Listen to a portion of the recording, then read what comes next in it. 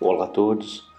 Nós hoje trouxemos do livro Alerta de Joana de Ângeles, com a psicografia do Divaldo, um tema que fala sobre a apatia. Ela nos diz: se a atitude violenta, precipitada, pode levar a desastres de consequências lamentáveis, a apatia é sempre um fator de desconcerto, de atraso na máquina do progresso. É verdade, né? Se muitas vezes nós podemos tomar atitudes precipitadas, intempestivas, que nos falta o equilíbrio ali, agimos com total descontrole, isso pode levar ali a consequências muito difíceis, né? Quando não refletimos, não pensamos no que estamos fazendo, nos deixamos levar ali pelo calor do momento. Então, se de um lado isso não é saudável, a apatia, né, o desânimo, a falta de vontade, igualmente ali ela é danosa para o nosso dia a dia.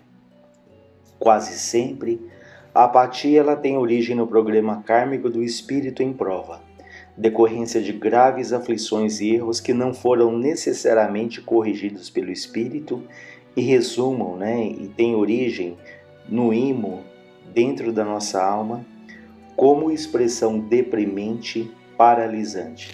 Então, quantas vezes trazemos essa apatia, essa falta de vontade, até de um passado, de vidas passadas, em que negligenciamos ali a atitude, em que fomos omissos até, né, deixando que as coisas acontecessem. Enfim, uma série de situações que podem, nessa existência agora, nos levar a uma existência em que nós vamos ter que desenvolver de uma maneira mais intensa a vontade, a iniciativa, o poder de decisão, saindo ali daquela situação de comodismo, de letargia, em que por vezes podemos nos encontrar. O apático é alguém que perde a batalha antes de enfrentá-la. Vejam, alguém que perde a batalha antes de enfrentá-la. Então é aquele que não enfrenta, que se alimenta ali de medos, de receios, já imagina ali os cenários mais complicados em que ele se vê derrotado, em que ele se vê sem força. E esse pensamento ele é tão intenso que a pessoa de fato ela fica ali sem força porque ela alimentou, né? Porque ela, receando ali enfrentar o problema, ela vai atribuindo a si mesma uma fraqueza que na verdade não deveria existir. Então, por isso que fala que o apático é alguém que perde a batalha antes de enfrentá-la. E a vida tem mostrado tantas situações em que temos tanto medo, tanto receio, imaginamos tantas coisas que depois elas nem chegam a acontecer, né? Mas evitamos situações que poderiam ser ali de grande aprendizado, de grande valia para o nosso crescimento. O apático encontra-se em processo de evolução com o objetivo de vencer as injunções penosas, devendo investir grandes esforços por superá-las. Então, o nosso propósito nessa vida é vencer, é lutar, é conquistar, não ali nos deixarmos levar, paralisar pelo medo, pela falta de iniciativa, né? No estado de debilidade de forças a que se entrega e no qual se deixa paralisar, aprisionado nas teias da indolência, da preguiça, né? Ele deve e pode romper todos os vínculos e reorganizar-se iniciando o esforço, a princípio mentalmente, para depois tomarem ações a programática a que se deve submeter, engajando-se no compromisso reabilitador. Então ela fala que muitas vezes nós nos deixamos paralisar. Parece ser um contrassenso isso. Poxa, mas como eu me deixo paralisar? Mas ela vai falar um pouco depois que em tudo que a gente toma decisão na vida existe um ganho. Porque na medida em que eu me deixo paralisar, eu fujo do problema. Como se eu dissesse para o mundo, eu não sou capaz, eu não consigo, né? Como dizem em Minas, eu não dou conta, né? E a gente acaba ali não agindo. Então ela fala que, a princípio, isso deve ser um processo mental, ou seja, por isso que é tão importante a gente estar falando sobre isso, ler, né, refletir, para que, percebendo a razão que vem essa preguiça, essa falta de vontade, tendo a consciência do mal que isso nos faz, aí sim a gente começa a tomar as decisões, as atitudes. Por isso que ela fala, iniciando o esforço a princípio mentalmente, para depois ali tomarem ações, né, o programa que a gente quer seguir. Facilmente aquele que padece a constrição da apatia acomoda-se a essa situação e, apesar de penosa, constitui-lhe uma forma de bem-estar que leva à inércia ao desequilíbrio. É o que falamos agora há pouco, né? Por que isso traz um bem-estar? Porque a pessoa criamos uma ilusão de que não enfrentando, não tomando uma atitude, não agindo, não iniciando ali um trabalho, aquilo vai nos proteger da vida, aquilo vai ali nos eximir de um sofrimento, de uma decepção. E mal sabemos que essas experiências podem até ser muito difíceis, mas lá na frente a gente olha para trás e fala, poxa, eu estou mais forte, eu estou mais experiente, a minha visão da vida ampliou-se um pouco. Enfim, né, nós não devemos e nem podemos fugir, mas pedirmos sempre a Deus que nos ampare, que nos auxilie, que nos assista, que nos dê a sabedoria, que nos ajude a termos a força necessária. Aliás, é uma frase no Evangelho em que os Espíritos dizem: nós te daremos a força necessária, se quiseres empregá-la. Vejam esse "se" aí no meio.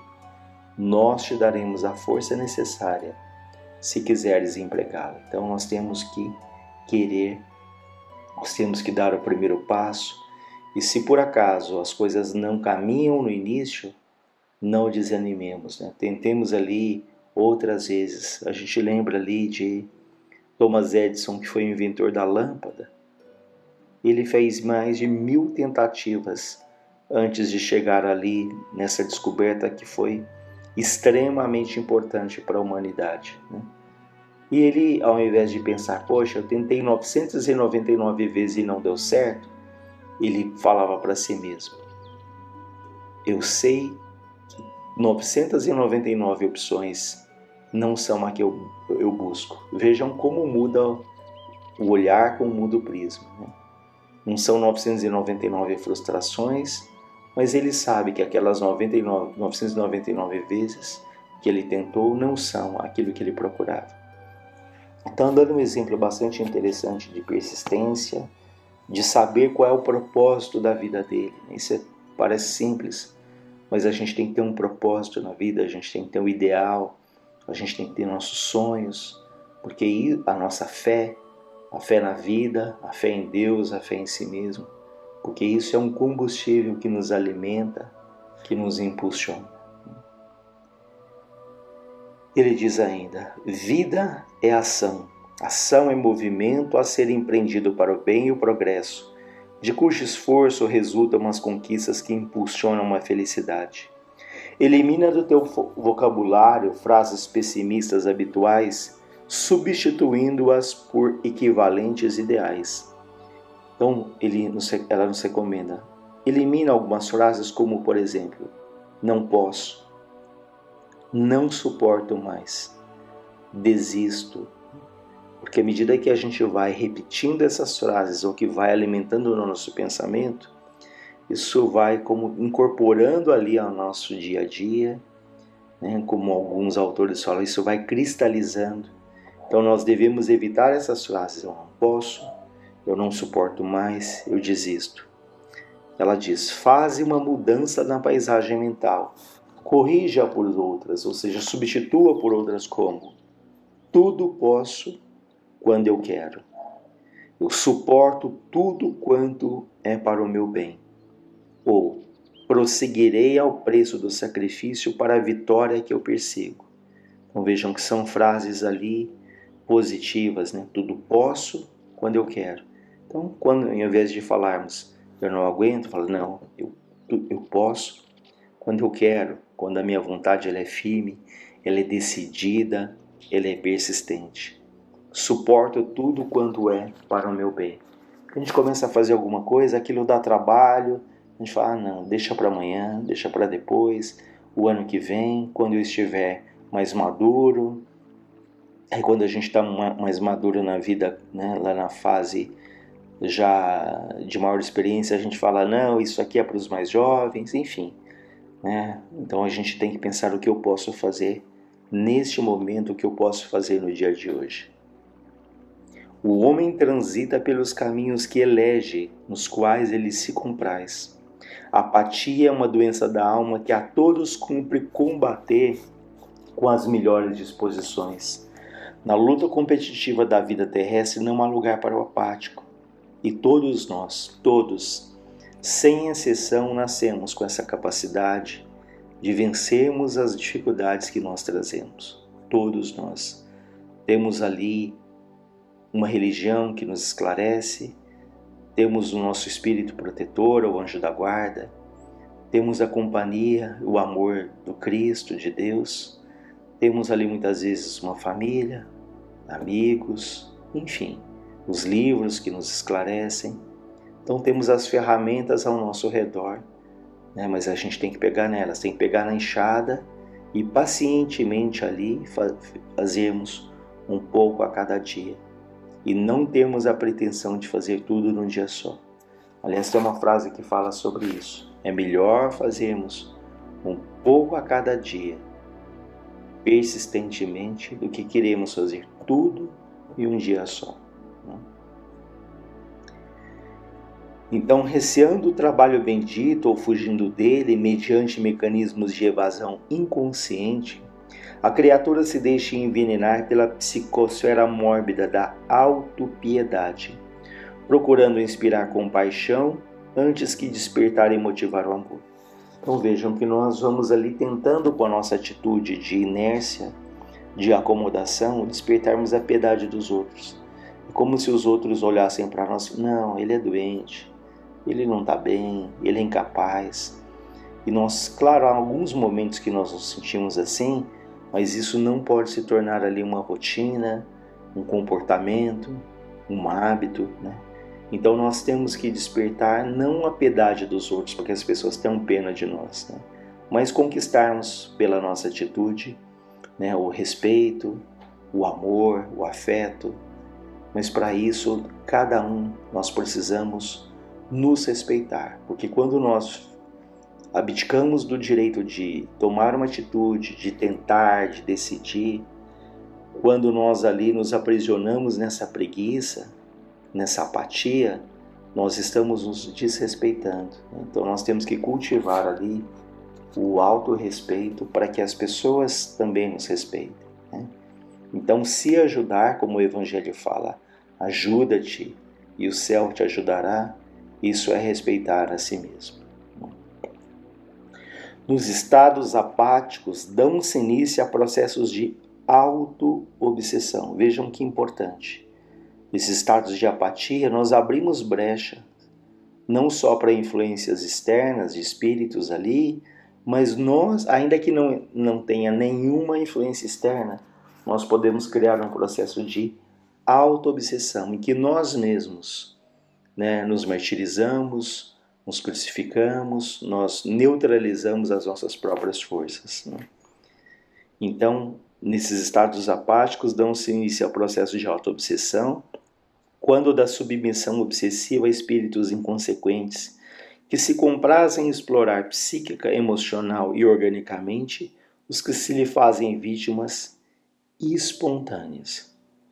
Então, deixando ali essa vontade, não tentando, nós deixamos ali o campo aberto para espíritos que vão estimular aquilo, que vão nos bombardear ali no pensamento. Não, você não consegue mesmo, você só dá trabalho para os outros, você é incapaz. Então, muito cuidado quando esses pensamentos se tornarem persistentes. Façamos a nossa prece, façamos o Evangelho, façamos como ela recomendou agora há pouco, modifiquemos não só aquilo que a gente fala, mas modifiquemos os nossos pensamentos por outros positivos, falando, escrevendo, lendo, para que isso gradativamente, esses pensamentos positivos se tornem ali uma constante na nossa vida. E para finalizar, ela diz: ora, né, faça a prece, vença o adversário sutil que em ti procura alojamento, utilizando-se de justificativas que são falsas. A lei do trabalho, né, é impositivo das leis naturais que que promovem o progresso, que fomentam a vida. Não é por outra razão que a tradição evangélica nos informa: ajuda-te e o céu te ajudará, convidando-nos à luta contra a apatia e os seus sequazes, que se fazem conhecidos como desencanto, depressão, cansaço e equivalentes. Então vejam que há situações ali de cansaço, de depressão, de desencanto, que tem a sua origem nessa apatia, nessa falta de vontade, nessa inércia, né? Que se trazemos isso dessa ou do passado, ele nos fala: lute, confia, ora, dê o primeiro passo, seja persistente, não desanime, né? Como te foi dito, ajuda-te e o céu te ajudará. Busca e achareis. Batei e abrir-se-vos-á, como nos diz o Evangelho.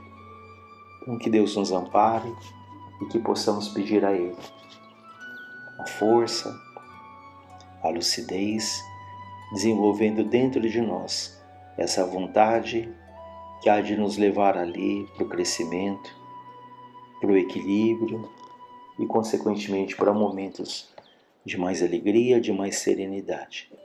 Graças a Deus, graças a Jesus.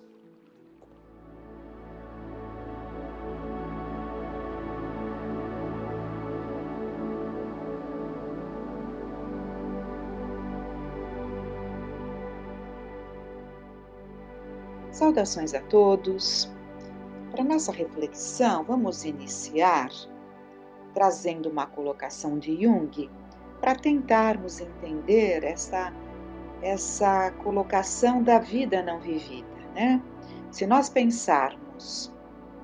buscarmos ali aquela parábola que Jesus nos ensinou, a volta do filho pródigo, em que ele volta ao lar, né? Depois de ter esgotado os seus recursos, depois de ter compreendido o que ele havia feito da sua existência, ele retorna ao lar, né, para retomar uma vida que não foi vivida, né?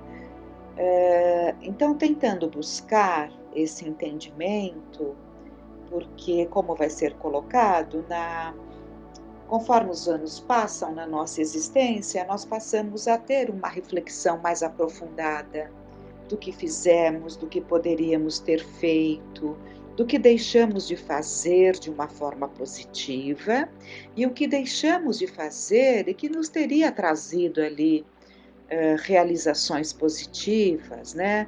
Enriquecendo as nossas experiências na encarnação. Então vamos começar com a colocação de Jung. Quanto mais nos aproximamos do meio da existência, mais conseguimos firmar-nos em nossa atitude pessoal e em nossa posição social, mais nos cresce a impressão de havermos descoberto o verdadeiro curso da vida e os verdadeiros princípios e ideais do comportamento. Por isso, consideramo-lo eternamente válidos e transformamos em virtude o propósito de permanecermos imutavelmente presos a eles, esquecendo-nos de que só se alcança o objetivo social com sacrifício da totalidade da personalidade. São muitíssimos os aspectos da vida que poderiam ser igualmente vividos, mas jazem no depósito de velharias em meio a lembranças recobertas de pó. Então, nós temos essa colocação de Jung, né? E vamos buscar entender, né?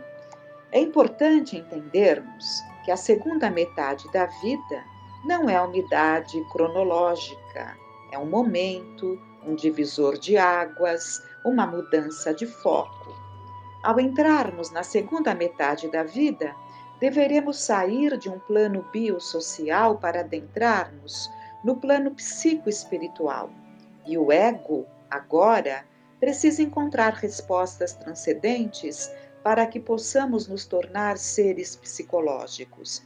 Então, já dá para nós percebermos que podemos passar uma vida sem adentrarmos nesse período mais reflexivo, em que alcançamos um patamar, pelo menos um pouco mais alto do nosso nível de consciência. Porque, na medida em que desenvolvemos o nível de consciência, vamos percebendo que não existe o eu, né? Que na verdade é preciso que anulemos a nossa personalidade, e isso se dá na medida em que percebemos que não há como encontrarmos o sentido das nossas vidas sem o outro, sem o olhar para o outro.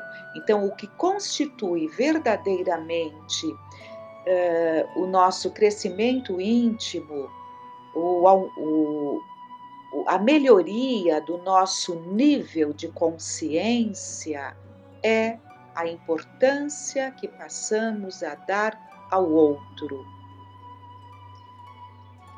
E buscando então a Joana de Ângeles, e tudo isso nós estamos vendo no livro Espelhos da Alma, uma jornada terapêutica. Então, buscando a Joana de Ângeles, ela coloca: o homem maduro psicologicamente vive a amplidão infinita das aspirações do bom, do belo, do verdadeiro. Isso a gente vê, outros espíritos nos trazem. O homem caminha para a busca do bom, do justo e do belo. E ela coloca: o homem maduro psicologicamente vive a amplidão infinita das aspirações do bom, do belo, do verdadeiro. E esvaído do ego, então o ego assume o seu papel saudável, né?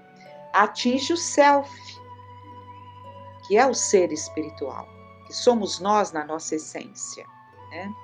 Tornando-se homem integral, ideal, rumo ao infinito. Então, essas são as colocações da Joana de Ângeles.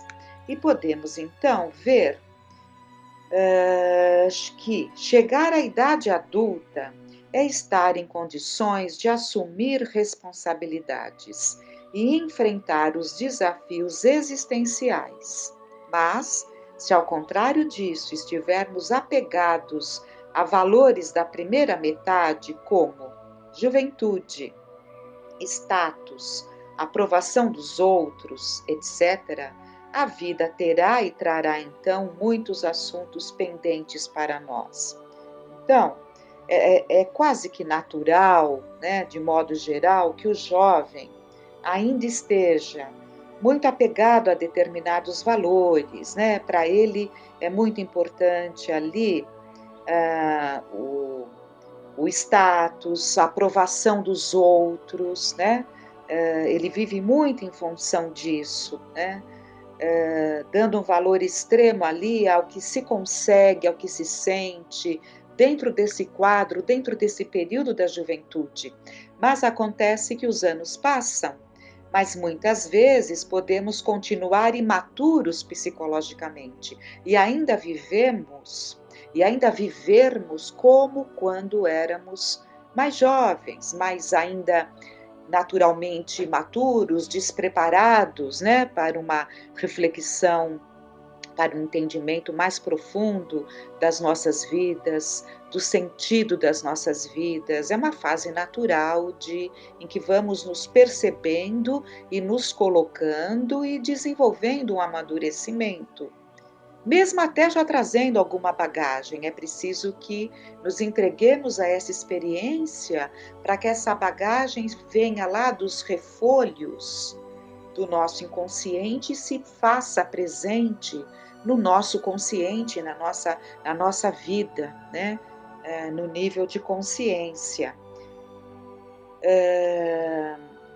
Então, podemos buscar alguns pontos, né?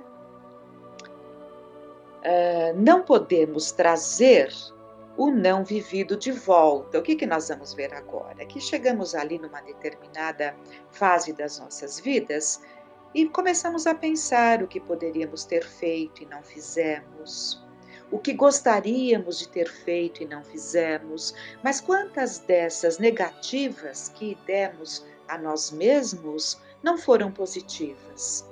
Não foram ali num trabalho de renúncia em favor da nossa família, em favor dos nossos filhos.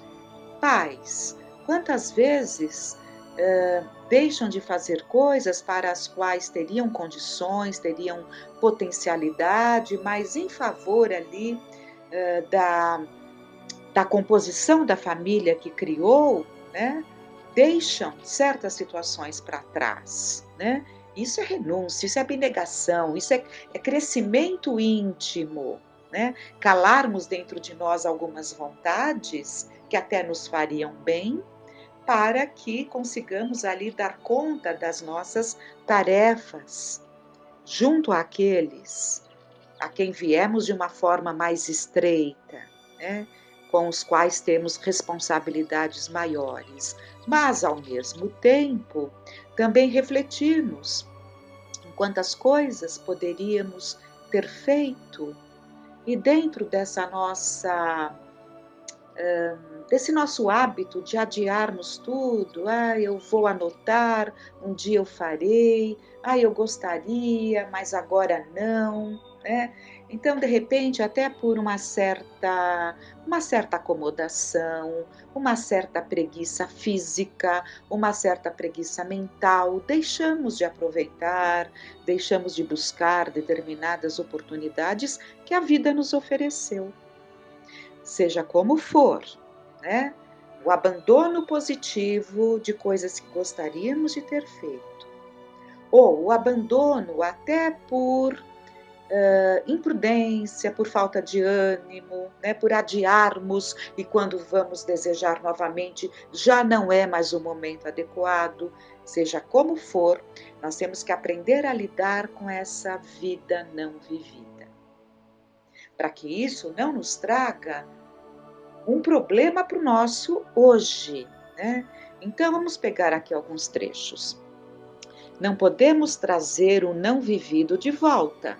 Não podemos entrar na cápsula do tempo e viver os anos passados ou consertar os nossos erros.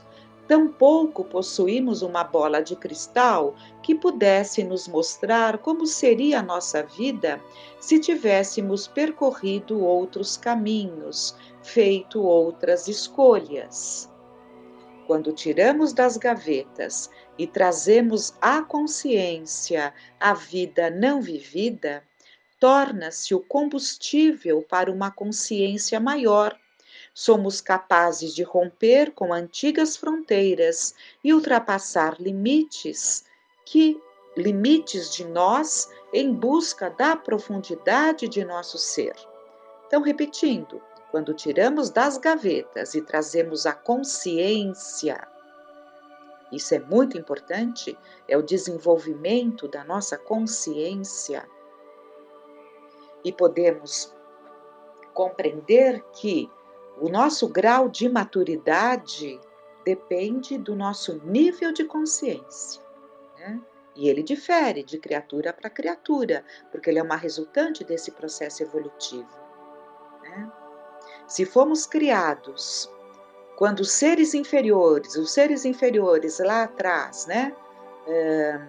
Os seres inferiores em que é só instinto, né? Sabemos, os animais, só instinto. Mas até nesse instinto ele tem o objetivo, que é a preservação da vida. E esse objetivo lhe faculta, né, viver, né, dentro desse quadro de atender às suas necessidades para a preservação da sua vida. Já na humanidade, vamos conquistando o raciocínio, a razão, consequentemente o livre-arbítrio, né? Vamos desenvolvendo a nossa capacidade intelectual, vamos desenvolvendo o nosso senso moral, os nossos valores éticos e morais, e isso evidentemente varia de criatura para criatura, porque depende do seu nível de consciência, né? Então, retomando aqui, quando tiramos das gavetas e trazemos à consciência a vida não vivida, torna-se o combustível para uma consciência maior. Então, a vida não vivida, ela traz um crescimento, buscando ali o filho pródigo. Ele retornou para casa, ele volta ao lar, ele volta para dentro de si mesmo, mais amadurecido com a resultante das experiências dolorosas pelas quais passou por sua escolha, né? Aí no caso, por sua escolha, mas volta amadurecido com o aprendizado que a dor lhe trouxe. Então, a dor trouxe o aprendizado, o amadurecimento, o reconhecimento de voltar ao lar, voltar para dentro de si mesmo e, a partir daquele grau de maturidade, de entendimento, dar continuidade à sua existência, tirando da vida não vivida o aprendizado. Então, o combustível, como é colocado aqui, para uma consciência maior. Somos capazes de romper com antigas fronteiras e ultrapassar limites de nós em busca da profundidade de nosso ser. Temos um grande trabalho a realizar. E esse trabalho consiste em vasculharmos todos os cantos dos armários e gavetas da nossa psique, que é aquela floresta que já falamos tanto, né? Indo abrindo clarões nesta floresta tão densa que é o nosso inconsciente. Na ânsia desesperada por coisas, relacionamentos, sucesso, etc., esquecemos o principal. Não conquistaremos nada se não nos conquistarmos antes. Tirar das costas dos outros a obrigação de nos fazer felizes ou infelizes. Que grande colocação! Porque nós normalmente colocamos a nossa felicidade, nós colocamos a condição da nossa felicidade no outro. Então nós dependemos da reação do outro, nós dependemos do que o outro pensa de nós, do olhar que o outro tem para nós, para sermos felizes ou infelizes. Então, quando fala aqui, deixe-me achar aqui. Aqui, esquecemos, né? Vou retomar. Na ânsia desesperada por coisas, que é o que vivemos, né? Vivemos, somos levados a isso, de roldão. Temos que tomar muito cuidado, porque somos levados a essa necessidade do ter. Basta analisarmos ali os nossos dias, os nossos propósitos, os nossos objetivos e veremos que é uma grande verdade. Então, na ânsia desesperada por coisas, relacionamentos, sucesso, etc., esquecemos o principal. Vamos ver o que é o principal.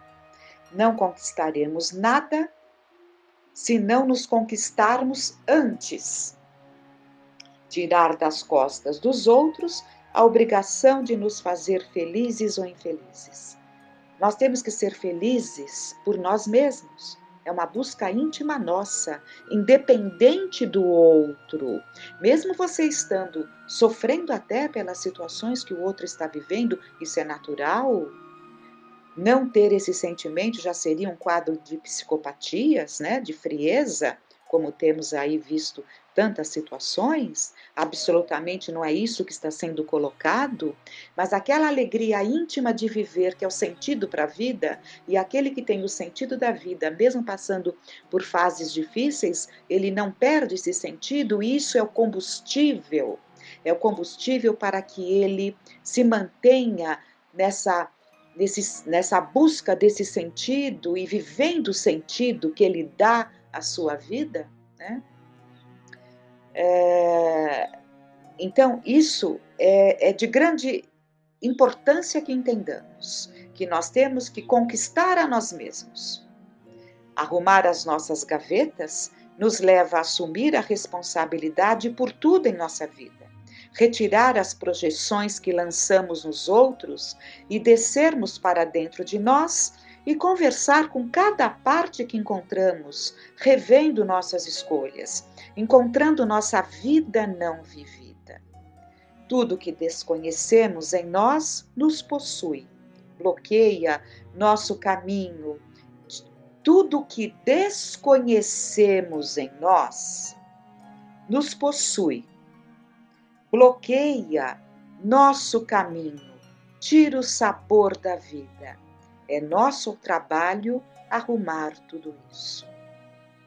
A possibilidade de crescimento espiritual na segunda metade da vida é muito grande. Então, retomando a ideia daquele período de mais amadurecimento pela idade cronológica, né?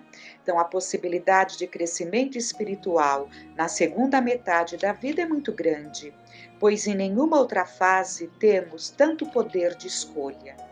Nessa fase já possuímos uma ideia do que funciona e do que não funciona para a nossa vida. Só nos resta ter a coragem de mudar. Como toda faxina, precisaremos de alguns utensílios. 2 pontos. Coragem para crescer.